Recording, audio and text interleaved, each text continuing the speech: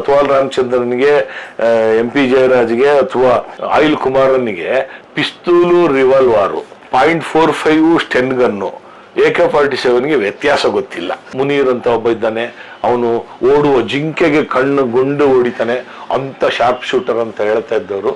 ಅವನು ನಾನೇನಾದ್ರೂ ಪಿಸ್ತೂಲನ್ನ ಕೈ ಬಿಟ್ಟಿದ್ರೆ ಅವತ್ತು ನಾವು 4 ಜನ ಇರ್ತಾ ಇರ್ಲಿಲ್ಲ. ನಿಮ್ಗೆ ಈ ಕಥೆ ಹೇಳಕ್ ನಾನು ಇರ್ತಾ ಇರ್ಲಿಲ್ಲ. ನಮ್ಗೇನು ಗೊತ್ತೇ ಇಲ್ಲ ಈ ಪ್ರಕರಣದಲ್ಲಿ ಅಂತಾರೆ. ಅವರ ಜೀವವನ್ನ ರಕ್ಷಣೆ ಮಾಡಿ ನಮ್ಮ ಜೀವವನ್ನ ಪಣಕ್ಕಿಟ್ಟು ನಾವು ಹೊಡೆದಾಡಿ ತೊಂದರೆಗೊಳಗಾದವರು ಪೊಲೀಸರನ್ನ ನಡು ನೀರಿನಲ್ಲಿ ಕೈ ಬಿಡದೆ ಇದ್ರೆ ಬೋರಿಂಗ್ ಆಸ್ಪತ್ರೆ ದಾಖಲೆ. ಏನಪ್ಪ ಬೋರಿಂಗ್ ಆಸ್ಪತ್ರೆ ದಾಖಲೆ ಅಂದ್ರೆ ಅಂತ ಸರ್ಟಿಫಿಕೇಟ್ ಹಾಜರುಪಡಿಸೋದು. ಬೋರಿಂಗ್ ಆಸ್ಪತ್ರೆ ಸರ್ಟಿಫಿಕೇಟ್. ಆ ಸಾಕ್ಷಿದಾರನ ಕಟಕಟೆಯಲ್ಲಿ ನಿಂತಿದ್ನಲ್ಲ, ಬೆವ್ತೋಗ್ಬಿಟ್ಟೆ.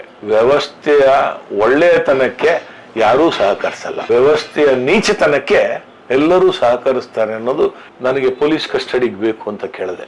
ಅವ್ರು ಕೊಡಬಾರ್ದು ಅಂತ ಅವ್ರ ವಕೀಲರ ತಂಡ. ಆದ್ರೆ ಆ ನ್ಯಾಯಾಧೀಶರು ನನಗೆ ಪೊಲೀಸ್ ವಶಕ್ಕೆ ಕೊಟ್ಟರು. ಪೊಲೀಸ್ ವಶಕ್ಕೆ ಕೊಟ್ಟಾಗ ಇವನ ಇದೆಲ್ಲವನ್ನು ಇನ್ನೂ ಕೆಲವು ವಸ್ತುಗಳನ್ನ ನಾವು ವಶಪಡಿಸ್ಕೊಂಡ್ವಿ.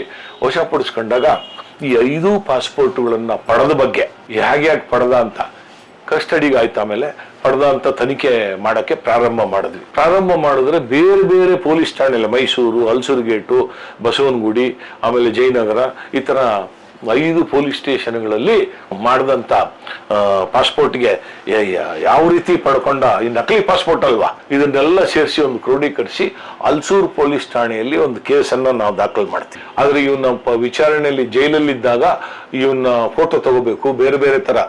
ಒಂದ್ರಲ್ಲಿ ದಾಡಿ ಹಾಕೊಂಡಿದ್ದಾನೆ, ಒಂದ್ರಲ್ಲಿ ಕ್ಯಾಪ್ ಹಾಕೊಂಡಿದ್ದಾನೆ, ಒಂದ್ರಲ್ಲಿ ಏನು ಮೀಸೆ ದಾಡಿ ಏನೂ ಇಲ್ಲ, ಈ ತರದೆಲ್ಲ ಬೇರೆ ಬೇರೆ ಇದೆ. ಅದೇ ರೀತಿ ನಾವು ಫೋಟೋ ತಗೋಬೇಕು ಅಂದಾಗ ದೊಡ್ಡ ಗಲಾಟೆ ಆಯ್ತು ಕೋರ್ಟಲ್ಲಿ. ನಾವು ಅದಕ್ಕೆ ಅನುಮತಿ ಕೊಡಬಾರ್ದು ಅಂತ ಅವ್ರ ವಕೀಲರೆಲ್ಲ ಮಾಡಿದ್ರು. ಆದ್ರೆ ಈ ಐಡೆಂಟಿಫಿಕೇಶನ್ ಆಫ್ ಪ್ರಿಸನರ್ಸ್ ಆಕ್ಟ್ ಅಂತ ಒಂದಿದೆ ನಮ್ಮ ದೇಶದ ಒಂದು ಕಾನೂನು, ಐಡೆಂಟಿಫಿಕೇಶನ್ ಆಫ್ ಪ್ರಿಸನರ್ಸ್ ಆಕ್ಟ್ ಅಂತ. ಆ ಆಕ್ಟ್ ಪ್ರಕಾರ ನಾವು ಈ ವ್ಯಕ್ತಿ ಏನೇನು ವೇಷಭೂಷಣ ಮಾಡ್ಕೊಂಡಿದ್ನೋ ಅದನ್ನ ನಾವು ಮಾಡಿ ಇದಕ್ಕೆ ತಾಳೆ ಆಗುತ್ತಾ ಇಲ್ಲೋ ಅಂತ ನಾವು FSL ಅಲ್ಲಿ ಒಪಿನಿಯನ್ ತಗೊಳ್ಬೇಕಾದ್ರಿಂದ ಅವನಿಗೆ ಆ ತರ ಡ್ರೆಸ್ ಮಾಡಿ ನಾವು ಫೋಟೋ ತಗೊಳ್ಳಿಕ್ಕೆ ಅವಕಾಶ ಬೇಕು ಅಂತ ಕೇಳಿದ್ವಿ. ಅವ್ರ ಅವಕಾಶ ಕೊಡಬಾರ್ದು ಅಂತ. ಆದ್ರೆ ಮಾನ್ಯ ನ್ಯಾಯಾಲಯ ನಮಗೆ ಅವಕಾಶ ಕೊಡ್ತು. ನಾವು ಅಲ್ಲೋಗಿ ಫೋಟೋ ತಗೊಂಡು ಅವನು ದಾಡಿ ಇದ್ದದ್ದು, ಅವನ ಕ್ಯಾಪು, ಮೀಸೆ ಇಲ್ಲದೆ ಇರುವಂಥದ್ದು, ಇಂಥದ್ದೆಲ್ಲ ಫೋಟೋ ತೆಗೆದು ಕಳೆದಾಗ FSL ಇಂದ ಒಂದು ವರದಿ ಬರುತ್ತೆ. ಇದೇ ವ್ಯಕ್ತಿ, ಒಂದೇ ವ್ಯಕ್ತಿ ಈ ಎಲ್ಲ ಫೋಟೋದಲ್ಲಿರೋದು ಅಂತ, ಪಾಸ್ಪೋರ್ಟ್ ಅಲ್ಲಿ ಇರೋದು, ಆಮೇಲೆ ಈ ವ್ಯಕ್ತಿ ಒಬ್ಬನೇ ಅಂತ ನಮಗೆ ದೃಢೀಕರಿಸ್ತಾರೆ. ನಿಮಗೆ ಆಶ್ಚರ್ಯ ಆಗ್ಬೋದು, ಈ ಕೇಸನ್ನು ನಾನು ಪತ್ತೆ ಮಾಡಿರೋದು 86ನೇ ಇಸ್ವಿಲಿ, 1986. 986 ಇವತ್ತು 87ಕ್ಕೆ ಹಲಸೂರು ಪೊಲೀಸ್ ಠಾಣೆಯಲ್ಲಿ ಪಾಸ್ಪೋರ್ಟ್ ಕಚೇರಿ ಅಲ್ಲಿದ್ದರಿಂದ ನಾವು ಅಲ್ಲಿ ಒಂದು ದೂರನ್ನ ದಾಖಲು ಮಾಡಿದೆ. 87ಕ್ಕೆ ಕೇಸು ದಾಖಲಾಯಿತು. ಈಗೆಷ್ಟು 2025. ಇಲ್ಲಿಯವರೆಗೆ 1987ರಿಂದ 2025 ಏಪ್ರಿಲ್ ತಿಂಗಳವರೆಗೆ ನನಗೆ ಆ 5 ಪಾಸ್ಪೋರ್ಟ್, ನಕಲಿ ಪಾಸ್ಪೋರ್ಟ್ಗಳ ಬಗ್ಗೆ ಕೋರ್ಟಿಂದ ಸಮನ್ಸ್ ಬಂದಿಲ್ಲ, ವಾರಂಟ್ ಬಂದಿಲ್ಲ. ಆ ಕೇಸು ಏನಾಗಿದೆ ಅಂತೇಳಿ ನನಗೆ ಇಲ್ಲಿವರೆಗೂ ಮಾಹಿತಿ ಇಲ್ಲ. ಅಂದ್ರೆ ವ್ಯವಸ್ಥೆಯ ನ್ಯೂನ್ಯತೆಯನ್ನ ನಾನು ನಿಮ್ಗೆ ಹೇಳ್ತಾ ಇದ್ದೀನಿ. 38 ವರ್ಷ ಕಳೆದು ಹೋಗಿರ್ಬೋದು ಈಗಾಗಲೇ. ಆದ್ರೂ ಸಹ ಆ ಕೇಸ್ ಏನಾಗಿದೆ ಅಂತ ಇಲ್ಲ. ಆದ್ರೆ ನಾವು ಶಾಂತಿನಗರದಲ್ಲಿ ಅವ್ರು ನನ್ನ ಮೇಲೆ ಅಟ್ಯಾಕ್ ಮಾಡಿದಾಗ ನಾವು ಗನ್ ಸೀಸ್ ಮಾಡಿದ್ದು, ಡೈನಮೈಟ್ ಸೀಸ್ ಮಾಡಿದ್ದು, ಇದೆಲ್ಲ 97ರಲ್ಲಿ, 86, 10 ವರ್ಷ ಬಿಟ್ಟು 11 ವರ್ಷ ಬಿಟ್ಬಿಟ್ಟು ವಿಚಾರಣೆಗೆ ಬರುತ್ತೆ. ವಿಚಾರಣೆಗೆ ಬಂದ್ರೆ ಯಾವ ಮನೆ ಮೇಲೆ ಅವನು ದಾಳಿ ಮಾಡಿದ್ನೋ, ಯಾವ ಮನೆಯವರಿಗೆ ಅವನು ಕೊಲ್ಲುವ ಬೆದರಿಕೆ ಹಾಕಿದ್ನೋ ಗನ್ ತೋರಿಸಿ ಅವರು ವ್ಯತಿರಿಕ್ತ ಸಾಕ್ಷ್ಯವನ್ನ ನೀಡ್ತಾರೆ, ಹಾಸ್ಟೆಲ್ ಆಗ್ತಾರೆ. ನಮಗೇನು ಗೊತ್ತೇ ಇಲ್ಲ ಈ ಪ್ರಕರಣದಲ್ಲಿ ಅಂತಾರೆ. ಅವರ ಜೀವವನ್ನ ರಕ್ಷಣೆ ಮಾಡಿ ನಮ್ಮ ಜೀವವನ್ನ ಪಣಕ್ಕಿಟ್ಟು ನಾವು ಹೊಡೆದಾಡಿ ನನ್ನ ಪೊಲೀಸರಿಗೆ ಏಟುಗಳಾಗಿ, ಗಾಯಗಳಾಗಿ, ನನ್ನ ಸಹೋದ್ಯೋಗಿ MC ಶ್ರೀನಿವಾಸ್ ಅವರಿಗೆ ಗಾಯವಾಗಿ, ಈ ಕಿತ್ತಾಟ ಹೊಡೆದಾಟಗಳಲ್ಲಿ ನಮಗೆಲ್ಲ ಗಾಯಗಳಾಗಿ ಸಣ್ಣ ಪುಟ್ಟ. ಅವನು ನಾನೇನಾದ್ರೂ ಪಿಸ್ತೂಲನ್ನ ಕೈ ಬಿಟ್ಟಿದ್ರೆ ಅವತ್ತು ನಾವು 4 ಜನ ಇರ್ತಾ ಇರ್ಲಿಲ್ಲ. ನಿಮ್ಗೆ ಈ ಕಥೆ ಹೇಳಕ್ ನಾನು ಇರ್ತಾ ಇರ್ಲಿಲ್ಲ. ಆದ್ರೆ ಆ ಕೇಸು ಖುಲಾಸೆ ಆಗುತ್ತೆ. ಯಾಕೆ ಖುಲಾಸೆ ಆಗುತ್ತೆ ಅಂದ್ರೆ ನಾನು MC ಶ್ರೀನಿವಾಸು, ನನ್ನ ಜೊತೆ ಇದ್ದಂತ ಇಬ್ಬರು ಪೊಲೀಸ್ನವರು. ಇಷ್ಟೇ ಸಾಕ್ಷ್ಯ ಹೇಳಿದ್ದು, ಇನ್ಯಾರೂ ನಮ್ಮ ಪರ ಸಾಕ್ಷ್ಯ ಹೇಳಿಲ್ಲ. ಮನೆಯವರು ಉಲ್ಟಾ ಆಗ್ಬಿಡ್ತಾರೆ. ಮನೆಯವರು ಸಂಪೂರ್ಣ ಉಲ್ಟಾ ಆಗ್ಬಿಟ್ರು. ಅವರು ಕೇಳಿದ್ರು, ನೀವು ಕಂಪ್ಲೇಂಟ್ ಹೇಳಿಕೆ ಪಡ್ಕೊಂಡಿದ್ದಾರೆ ಅಂತ, ನಮ್ಗೇನು ನೆನಪಿಲ್ಲ ಅಂದ್ಬಿಟ್ರು. ಇಂಥ ಘಟನೆ ಅಂದ್ರೆ ಸಾರ್ವಜನಿಕರ ಸಹಕಾರ ಇಲ್ಲದೆ ತೊಂದರೆಗೊಳಗಾದವರು ಪೊಲೀಸರನ್ನ ನಡು ನೀರಿನಲ್ಲಿ ಕೈ ಬಿಡದೆ ಇದ್ರೆ, ವಿಚಾರಣೆ ಹಂತದಲ್ಲಿ ಸುಮ್ಮನೆ ನನ್ನ ಮನೆಗೆ ಬಂದ್ರು ಗಲಾಟೆ ಆಯ್ತು, ಈ ಪೊಲೀಸ್ನವ್ರಿಗೆ ಹಿಂಗಾಯ್ತು, ಅವರು ಇಲ್ಲದೆ ಇದ್ರೆ ನಮ್ಮನ್ನ ಹೊಡೆದು ಕೊಂದಾಗ್ತಾ ಇದ್ರು, ನಾವು ಪೊಲೀಸರಿಗೆ ಋಣಿ ಅಂತ ಹೇಳ್ಬಿಟ್ಟಿದ್ರೆ ಅವನಿಗೆ ಶಿಕ್ಷೆ ಆಗಿರೋದು. ಒಂದು ಜೀವಾವಧಿ ಅಲ್ಲದೆ ಇದ್ರು ಒಂದು 14 ವರ್ಷ ಶಿಕ್ಷೆ ಆಗಿರೋದು. ಅವನು ರಾಜಾರೋಷವಾಗಿ ಬಂದ. ಆಮೇಲೆ ನೀವು ನೋಡ್ತೀನಿ, ನಾನು ವಿಚಾರಣೆ ಆಗ್ಲೇಬೇಕಲ್ಲ. ವಿಚಾರಣೆ ಆದಾಗ ಸೆಷನ್ಸ್ ಕೋರ್ಟು ವಿಚಾರಣೆ ಆಗಿದ್ದು ನನಗಿನ್ನ ನೆನಪಿದೆ.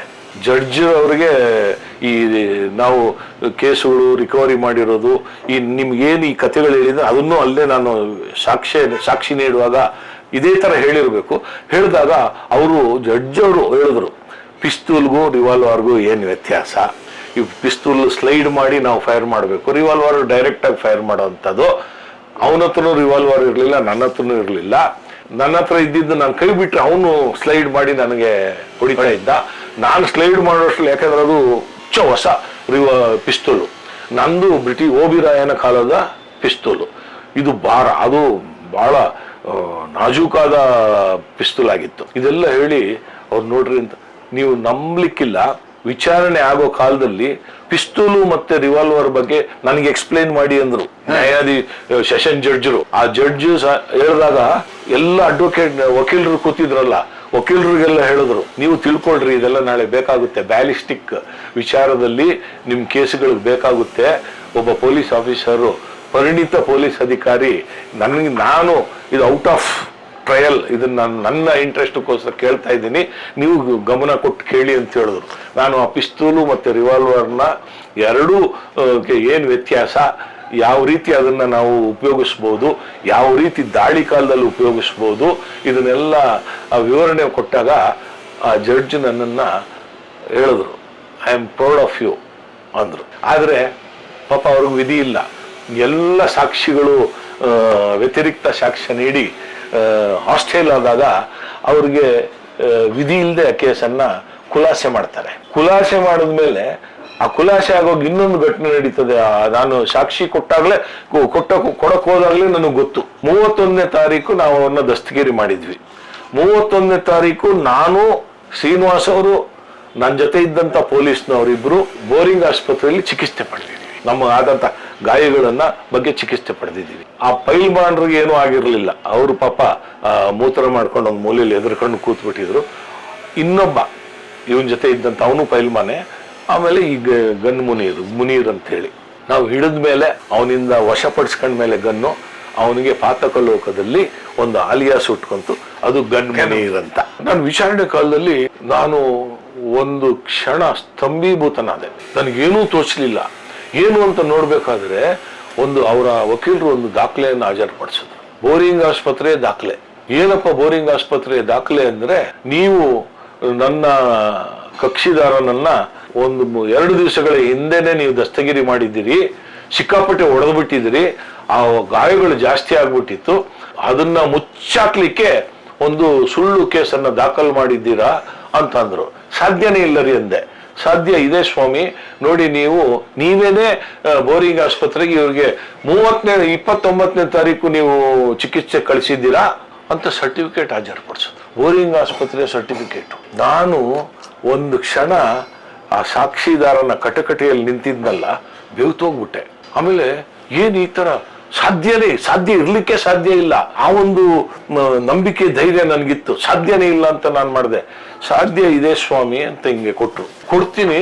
ಬೋರಿಂಗ್ ಆಸ್ಪತ್ರೆಯ ದೃಢೀಕರಿತ ದಾಖಲೆ. 30ನೇ ತಾರೀಕು ಅವರಿಬ್ರು ಅಪರಾಧಿಗಳು, ಯಾರು ಅವನ ಜೊತೆ ಇದ್ದವನು ಮತ್ತೆ ಈ ಮುನೀರ್ ಅಹಮದ್, ಇಬ್ರು ಅಪರಾಧಿಗಳು ಚಿಕಿತ್ಸೆ ಪಡೆದಂಗೆ ದಾಖಲೆ, ವೈದ್ಯರ ಸಹಿ ಇದೆ, ವೈದ್ಯರು ದೃಢೀಕರಿಸಿ ಕೊಟ್ಟಂತ ಮೆಡಿಕಲ್ ಸರ್ಟಿಫಿಕೇಟ್ ಇದೆ. ನನಗೆ ಆಶ್ಚರ್ಯ ಆಯ್ತು. ನಾನು ಹೇಳಿದೆ, 12 ವರ್ಷ ಆಗಿತ್ತು ವಿಚಾರಣೆ ಆಗ್ಬೇಕಾದ್ರೆ. 13 ವರ್ಷ ಆಗಿತ್ತು. ನಾನು ಇದ್ರ ಬಗ್ಗೆ ವಿಚಾರಣೆ ಮಾಡಿ ಬರ್ತೀನಿ ಆಯ್ತು ಅಂದ್ರು. ಬೋರಿಂಗ್ ಆಸ್ಪತ್ರೆಯಲ್ಲಿ ನೋಡಿದ್ರೆ 13 ವರ್ಷದ ದಾಖಲೆಗಳು ಸಿಕ್ಲಿಲ್ಲ. ನನ್ನಲ್ಲೊಬ್ರು ಎಸ್ ಇದ್ರು ಇಸ್ಮಾಯಿಲ್ ಶರೀಫ್ ಅಂತ ಹೇಳಿ, ಅವ್ರಿಗೆ ಹೇಳಿದೆ ಈ ದಾಖಲೆ ನೀವು ಹುಡುಕ್ಲೇಬೇಕು ಅಂದಾಗ ಏನು ಅವರು ನಕಲಿ ದಾಖಲೆ ಪ್ರೊಡ್ಯೂಸ್ ಮಾಡಿದ್ರಲ್ಲ, ಆ ದಾಖಲೆಯ ಪುಸ್ತಕ ಸಿಕ್ತು. ಈ ನೀವು ಸರ್ಕಾರಿ ಆಸ್ಪತ್ರೆಗಳಲ್ಲಿ ಚಿಕಿತ್ಸೆ ಪಡಿಬೇಕಾದ್ರೆ ಒಂದು ಸ್ಲಿಪ್ ಮಾಡಿಸ್ಬೇಕು, OPD ಸ್ಲಿಪ್ ಅಂತ. ಅದರೊಳಗೆ ನಿಮ್ಮ ಹೆಸರು ಇರುತ್ತೆ, OPD ನಂಬರ್ ಅಂತ ಇರ್ತದೆ. ಇದನ್ನು ರಿಜಿಸ್ಟರ್ ನೋಡಿದ್ರೆ ಯಾವುದಕ್ಕೂ ಸೀರಿಯಲ್ ನಂಬರ್ ಇಲ್ಲ. ಒಂದೊಂದು ಪೇಜಲ್ಲಿ ಅರ್ಧ ಪೇಜಲ್ಲಿ ಒಂದೊಂದು ಘಟನೆ ಬಗ್ಗೆ ಬರ್ದಿರೋದು ಬಿಟ್ಟಿರ್ತಾರೆ, OPD ನಂಬರ್ ಬರ್ದಿರ್ತಾರೆ. ಈ ತರ ವ್ಯಕ್ತಿ OPD ನಂಬರ್ ಅಲ್ಲಿ ಅಂತ. ನಾನು ಈ OPD ನಂಬರ್ ಏನ್ ಬರ್ದಿದ್ದಾರೆ, ಮುನೀರ್ ಅಹಮದ್ನ OPD ನಂಬರು ಮತ್ತೆ ಇನ್ನೊಬ್ಬ ಅಪರಾಧಿಯ OPD ನಂಬರ್ ಅನ್ನ ದಯವಿಟ್ಟು ತಗೊಂಡ್ ಬನ್ನಿ ಅಂದೆ. ಆ OPD ನಂಬರ್ ಪುಸ್ತಕ ಸಿಕ್ತು. ಆ OPD ನಂಬರ್ ಅಲ್ಲಿ ಮುನೀರ್ ಅಹಮದನ OPD ನಂಬರು ಒಂದು ಹೆಣ್ಣು ಮಗುವಿನ ಹೆಸರು, ಆ ಇನ್ನೊಬ್ಬನ ಹೆಸರು ಒಂದು ಮಗುವಿನ ಹೆಸರು ಅಲ್ಲಿ ದಾಖಲಾಗಿರೋದು. ಆ OPD ನಂಬರ್ ಅನ್ನ ಆಕ್ಸಿಡೆಂಟಲ್ ರಿಜಿಸ್ಟರ್ ಎಕ್ಸ್ಟ್ರಾಕ್ಟ್ ಅಲ್ಲಿ ಬರ್ದಿದ್ದಾರೆ. ಆಕ್ಸಿಡೆಂಟ್ ರಿಜಿಸ್ಟರ್ ಎಕ್ಸ್ಟ್ರಾಕ್ಟ್ ಅಂತ ಇರುತ್ತೆ, ಅದ್ರಲ್ಲೂ ಬರ್ದಿದ್ದಾರೆ. ಅಂದ್ರೆ ಇವರು ಕರ್ತವ್ಯ ನಿರತ ವೈದ್ಯರನ್ನ ಬಲೆಗೆ ಹಾಕೊಂಡು ಅವ್ರ ಹತ್ರ ಆಮೇಲೆ ಬರ್ಸಿದಾರೆ ನೋಡಿ. ಆ ಖಾಲಿ ಜಾಗ ಇರುತ್ತಲ್ಲ, ಸೀರಿಯಲ್ ನಂಬರ್ ಇಲ್ಲದೆ ಒಂದು ಖಾಲಿ ಜಾಗದಲ್ಲಿ ಆ OPD ನಂಬರ್ ಬರ್ದು, OPD ನಂಬರ್ ಬರೀಲೇಬೇಕು, ಆ OPD ನಂಬರ್ ಬರ್ದಿದ್ದಾರೆ. ನಾನು ಇದು ಮತ್ತೊಂದು ಫೋರ್ಜರಿ ಪ್ರಕರಣ, ನ್ಯಾಯಾಲಯಕ್ಕೆ ವಂಚನೆ ಮಾಡೋ ಪ್ರಕರಣ, ಸರ್ಕಾರಿ ದಾಖಲೆಯ ತಿರುಚುವಿಕೆ. ಆ ಸರ್ಕಾರಿ ಅಧಿಕಾರಿ, ಆ ವೈದ್ಯ ಒಬ್ಬ ಸರ್ಕಾರಿ ಅಧಿಕಾರಿ ಒಬ್ಬ ಪಾತಕ ಲೋಕದ ಭೂಗತ ಲೋಕದ ಪಾತಕಿಗೆ ಕುಮ್ಮಕ್ಕು ಕೊಟ್ಟಂತ ಘಟನೆ. ಇದನ್ನೆಲ್ಲ ಮಾಡಿ ದೂರು ಕೊಡಬೇಕು ಅಂತ ನಾನು ಆ ಕೇಸ್ ನಡೆಸ್ತಾ ಇದ್ದಂತ PP ಅವರಿಗೆ ನಾನು ಕೇಳ್ಕೊಂಡೆ. ಇಲ್ಲ 16 ವರ್ಷ ಇದೆಲ್ಲ ಯಾಕೆ ಬೇಕು? ಆ PP ಅವರು ಸಂಪೂರ್ಣ ನಿರಾಕರಿಸ್ಬೇಕು. ಇರ್ಬೋದು, ಆಮೇಲೆ ನಾವು ಏನ್ ಪ್ರಯತ್ನ ಮಾಡಿದ್ರು ಅವರು, ನಾನು ಅದನ್ನ ಕೋರ್ಟಿನ ಗಮನಕ್ಕೆ ತಂದೆ. PP ಅವರೇ ಇದ್ರ ಬಗ್ಗೆ ನೀವು ಕಂಪ್ಲೇಂಟ್ ಕೊಡಿ, ಒಂದು ಇವ್ರದ್ದು ಹೇಳಿಕೆ ನಾವು ಮಾಡಿದೀವಲ್ಲ ಕಂಪ್ಲೇಂಟ್ ಕೊಡಿ ಅಂದ್ರು. PP ಅವರು ಕೊಡ್ಲೇ ಇಲ್ಲ ಕಂಪ್ಲೇಂಟ್. ಅಂದ್ರೆ ಎಲ್ಲ ವಲಯಗಳಲ್ಲಿ ಪಾತಕ ಲೋಕಕ್ಕೆ ಬೆಂಬಲವಾಗಿ ನಿಲ್ತಾರೆ ಹೊರತು ವ್ಯವಸ್ಥೆಯ ಪೊಲೀಸರಿಗೆ, ವ್ಯವಸ್ಥೆಯಲ್ಲಿ ನೊಂದ ಜನರಿಗೆ, ಆಮೇಲೆ ಈ ವ್ಯವಸ್ಥೆಯಲ್ಲಿ ಬಹಳ ಪ್ರಮುಖ ಪಾತ್ರವನ್ನ ವಹಿಸ್ತಕ್ಕಂಥ ನ್ಯಾಯಾಂಗ ವ್ಯವಸ್ಥೆಗೂ ಸಹ ಇವ್ರು ಸಹಕರಿಸಲ್ಲ. ಅಂದ್ರೆ ವ್ಯವಸ್ಥೆಯ ಒಳ್ಳೆಯತನಕ್ಕೆ ಯಾರೂ ಸಹಕರಿಸಲ್ಲ, ವ್ಯವಸ್ಥೆಯ ನೀಚತನಕ್ಕೆ ಎಲ್ಲರೂ ಸಹಕರಿಸ್ತಾರೆ ಅನ್ನೋದು ಈ ಉದಾಹರಣೆ. ಆಮೇಲೆ ಒಬ್ಬ ವಿದ್ಯಾವಂತ ವ್ಯಕ್ತಿ ತನ್ನ ಮೇಧಾವಿತನವನ್ನ ಬೇರೆ ಕ್ಷೇತ್ರದಲ್ಲಿ ಉಪಯೋಗಿಸ್ಕೊಂಡಿದ್ರೆ ಎಲ್ಲೋ ಹೋಗಿ ತಲುಪ್ತಾ ಇದ್ದಂತ ವ್ಯಕ್ತಿ ಪಾತಕ ಲೋಕದಲ್ಲಿ ಬಂದ್ರೆ ಏನೆಲ್ಲ ಮಾಡಬಹುದು ಅನ್ನೋದು ಈ ಮುನೀರ್ ಅಹಮದ್ನ ಒಂದು ಘಟನೆಯಲ್ಲಿ ನಾನು ಕಂಡುಕೊಂಡೆ. ಇದು ಅಲ್ಲಿವರೆಗೂ ಮುನೀರ್ ಅಂತ ಒಬ್ಬ ಇದ್ದಾನೆ, ಅವನು ಓಡುವ ಜಿಂಕೆಗೆ ಕಣ್ಣು ಗುಂಡು ಹೊಡಿತಾನೆ ಅಂತ ಶಾರ್ಪ್ ಶೂಟರ್ ಅಂತ ಹೇಳ್ತಾ ಇದ್ದವರು, ಅವನಿಗೆ ಗನ್ ಮುನೀರ್ ಅಂತ ಹೆಸರು ಬಂದಿದ್ದು ಅಶೋಕ್ ನಗರದಲ್ಲಿ ನಾವು ದಸ್ತಗಿರಿ ಮಾಡಿ ನ್ಯಾಯಾಂಗ ವ್ಯವಸ್ಥೆಗೆ ಜೈಲಿಗೆ ಅಟ್ಟದಾಗಲೇ ಅವನಿಗೆ ಗನ್ ಮುನೀರ್ ಅಂತ ಹೆಸರು ಬಂದಿದ್ದು. ಇದು ಪಾತಕ ಲೋಕದಲ್ಲಿ ವಿದ್ಯಾವಂತರು ಬಂದಾಗ ನಡೀತಕ್ಕಂಥ, ಇದನ್ನ ನೀವು ಬುದ್ಧಿವಂತಿಕೆಯ ಘಟನೆ ಅಂತಿರೋ, ವಂಚಕರಿಗೆ ಸ್ವರ್ಗದ ಘಟನೆ ಅಂತಿರೋ, ಅದೇನಲ್ಲ. ಅಂದ್ರೆ ಒಬ್ಬ ವಿದ್ಯಾವಂತ ಸರಿ ದಾರಿಲಿ ಹೋಗ್ಲಿಲ್ಲ ಅಂದ್ರೆ, ಅವನು ವ್ಯವಸ್ಥೆ ವಿರುದ್ಧ ಸಿಡಿದಾಗ, ಈಗ ಏನು ಉಗ್ರವಾದಿಗಳಿದ್ದಾರೋ ಬಹುತೇಕ ಉಗ್ರವಾದಿಗಳು ಮಹಾನ್ ಮೇಧಾವಿಗಳು ವಿದ್ಯಾವಂತರಾಗಿರ್ತಾರೆ. ಅವರು ಅಡ್ಡದಾರಿಯನ್ನು ಹಿಡಿದಾಗ ಅವರ ಇಡೀ ಮೇಧಾವಿತನ, ಅವರ ಪ್ರತಿಭೆ ಈ ಸಮಾಜಕ್ಕೆ ಕಂಟಕವಾಗಿ ರೂಪುಗೊಳ್ಳುತ್ತೆ ಅಂತ ಇದೊಂದು ಒಳ್ಳೆ ನಿದರ್ಶನ. ಇದು ನಾನು ಯಾವಾಗಲೂ ಹೇಳ್ತಾ ಇರ್ತೀನಿ, ನಾವು ಬೇಕಾದರೆ ಏನೂ ತಿಳುವಳಿಕೆ ಇಲ್ಲದಂತ ಅವಿದ್ಯಾವಂತ ರೋಡಿಗಳನ್ನ, ಪಾತಕಿಗಳನ್ನ, ಕಳ್ಳರನ್ನ, ಸುಳ್ರನ್ನ, ದರೋಡೆಕೋರರನ್ನ ಸಮಾಜದ ಸರಿದಾರಿಗೆ ತರಬಹುದು. ಆದ್ರೆ ತುಂಬಾ ವಿದ್ಯಾರ್ಥಿ ಇರೋರು, ಬಹಳ ಸುಶಿಕ್ಷಿತರು ಪಾತಕ ಲೋಕಕ್ಕೆ ಬಂದಾಗ ಸರಿಗ್ ದಾರಿ ತರಲಿಕ್ಕೆ ಕಷ್ಟ ಆಗುತ್ತೆ ಅನ್ನೋದು ನನ್ನ ಭಾವನೆ. ಸರ್, ಬಟ್ ಇದು ಆ ಕೇಸ್ ಶಿಕ್ಷೆನೇ ಆಗುದಿಲ್ಲ ಅವನಿಗೆ, ಆಗ್ಲೇ ಇಲ್ವಲ್ಲ. ಆಮೇಲೆ ಕೊನೆಗೆ ಏನಾಗ್ತದೆ ಸರ್, ಅವನು ಗನ್ ಮುನೀರ್ ಎಲ್ಲಿದ್ದಾನೀಗ? ಆಮೇಲೆ ಗನ್ ಮುನೀರ್, ಆಮೇಲೆ ಅವನು ಈ ವಂಚಕ ಲೋಕ, ಈ ವಂಚನೆ ಮಾಡಿಕೊಂಡು ಈ ಪಾಸ್ಪೋರ್ಟ್ಗಳು, ಆ ನಂತರನು ಅವ್ನು ಮಾಡ್ದ. ಅವನ್ಗೆ ಅಶೋಕ್ ನಗರದಲ್ಲಿ ಒಂದು ರೌಡಿ ಪಟ್ಟಿಯನ್ನ ಪ್ರಾರಂಭ ಮಾಡಿದ್ವಿ. ಬಸವನಗುಡಿ ಪೊಲೀಸ್ ಠಾಣೆಯಲ್ಲಿ ಒಂದು ರೌಡಿ ಪಟ್ಟಿಯನ್ನ ಪ್ರಾರಂಭ ಮಾಡಿದ್ರು. ಅವನು ಎಲ್ಲಿ ತನಕ ಮ್ಯಾನಿಪುಲೇಟರು ಮತ್ತೆ ಜನರನ್ನು ನಂಬಿಸ್ತಾ ಇದ್ದ ಅಂದ್ರೆ, ಅವನೊಬ್ಬ ಸಜ್ಜನ ವಿದ್ಯಾವಂತ ಅಂತೇಳಿ ಬೆಂಗಳೂರು ನಗರದ ಒಬ್ಬ ಕಮಿಷನರ್ಗೆ ನಂಬಿಸಿ ಅವನ ಎಲ್ಲ ರೋಡಿ ಪಟ್ಟಿಯನ್ನ ತೆಗೆಸ್ಬಿಟ್ಟಿದ್ದ. ಈ ತುಂಬಾ ದೊಡ್ಡ ದೊಡ್ಡ ವಂಚನೆ ಮಾಡ್ತಾರೆ ನೋಡಿ, ಅವರೆಲ್ಲ ಮಹಾನ್ ಮೇಧಾವಿಗಳಾಗಿರ್ತಾರೆ.